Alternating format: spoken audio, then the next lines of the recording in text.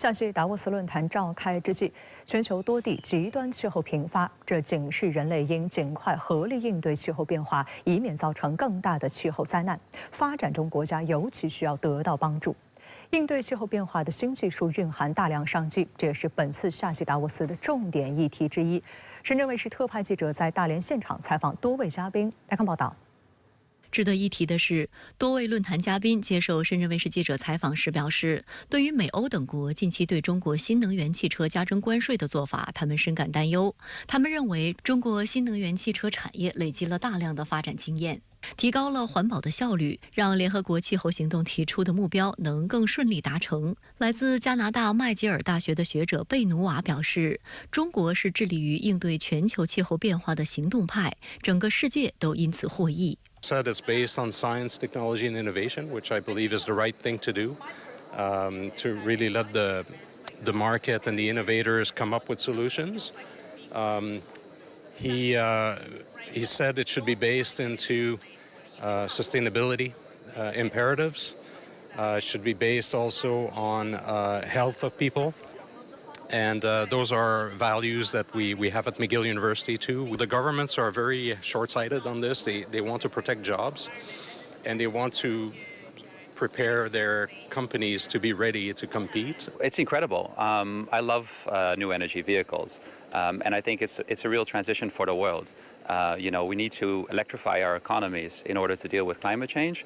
move away from fossil fuel burning. So China's progress in all of the major sectors like solar, wind, batteries, and especially new energy vehicles is extremely important for the world. 第15届夏季达沃斯论坛联席主席、南非工业发展公司董事长布希马布扎表示，南非十分需要新能源产业发展经验。We will take lessons and take these and implement them in our own economies to ensure that the world is resilient going forward. 来自约旦的企业家侯赛因哈默表示，中方在夏季达沃斯表明了开放的决心，这让企业家们感到安心。To speak about the economy of China and the growth that is happening, also to learn more about Dalian city and all the technology advances that are happening here, inviting entrepreneurs from around the world to set up here in Dalian, and to talk about the economy of China versus the economy of the world and how we can benefit from relationships with China. 因为世界发展走到今天是一个不可逆的全球化过程，当然现在出现了一些这个所谓的脱钩啊，包括一些去全球化的声浪，但我相信全球化还是世界形势，世界的一个主流的，而中国在这个过程中一直在勇于担当。我觉得今天总理这个讲话非常重要，等于向全世界传递了一个非常正的一个有正能量的声音。时隔5年，世界目光再次聚焦大连夏季达沃斯论坛。与会期间，麦肯锡中国区主席倪以礼接受深圳卫视专访。他表示，中国市场到处都是增长点，也是寻找未来增长点的灵感源泉。来看看深圳卫视特派记者发回的报道。我觉得这一次呢，大家来的时候呢，都是抱着一个我们怎么样，恢复我们的这个增长点嘛，是吧？最近几年吧，我认为企业也有很多很深的这种反思，所以我认为大家来这一次呢，都是来寻找，是吧？我们未来的这个增长点，然后呢，还有什么一些可能新的一些创意吧，或者有一些新的一些一些考虑点没想过的哈，所以大家来这里，希望得到一些灵感吧。倪以礼是国际知名商业咨询公司麦肯锡的中国区主席，也是业内知名的金融和投资专家。过去服务多家本土和国际集团的大规模转型，客户关系广泛。倪以礼认为，夏季达沃斯是激发灵感的好地方，政商学界思想碰撞，没准新的商机就在无意间涌现。整体上嘛，中国的市场，你要找增长点，其实哈，到处都是。我最近看到很多一些很有创意的一些服务吧，是吧？我认为其实也是一些我以前没想过的一些赛道哈。中国第一季度 GDP 同比增长5.3%，前5个月货物贸易进出口增长6.3%。倪黎表示，这显示在全球经济下行压力下，中国经济表现出韧性。他也呼吁经济界和企业界都保持乐观，积极应对，研究并用好经济运行周期及其规律，寻找新机遇。我认为其实中国呢还是处于一个比较好的一个地方我们过去几年现在 GDP 5%的增长，我们也需要适应这样的一个环境，是吧？现在大家对于这种是吧中等的这样的这个发展的这样的一个态势，我认为其实也是也应该变成一个常态我们也应该去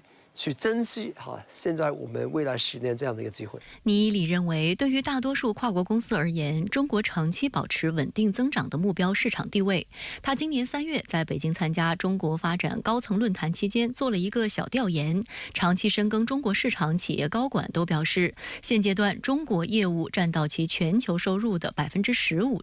50%。但他也注意到了一些客户认为在中国做生意变难了。倪黎认为，这主要是由于中国市场正在深度转型，企业过去20多年来积累的发展经验不再一招鲜吃遍天，也需要跟随中国市场一同转换发展思路，进入细分赛道。你如果要做这个市场，你可能的想法呢要更精准的所以现在呢，对于国外的企业也好，对于国内的企业也好，我认为他们去经营这个市场或者去想这个市场的时候呢，我认为这种精准的方法跟科学，我看到很多我觉得大家其实最近都在吐槽嘛，说我们什么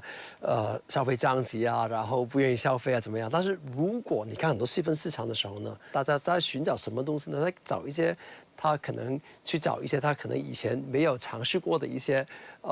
方法。有一种观点认为，中国目前正在面临经济转型，但是有一些大的外企，他们还是用传统的观点来看待中国的市场。您对此有何观察？我觉得中国的市场呢，你是外籍企业或者你是本土企业，其实现在大家这个都是一个很公平的市场，所以我认为这个市场，我现在没有那么分开，是说是不是国外企业没看得准，然后国内企业呢更适合这个市场，这样分的也是太粗暴了。现在就是你看到里面不同的企业在不同的产品里面，其实他们也有他们的一些亮点。我认为现在市场就是这样的一个给我们一个锻炼吧。这个市场呢，现在已经变成一个挺成熟的一个市场。所以呢，如果你过去这样比较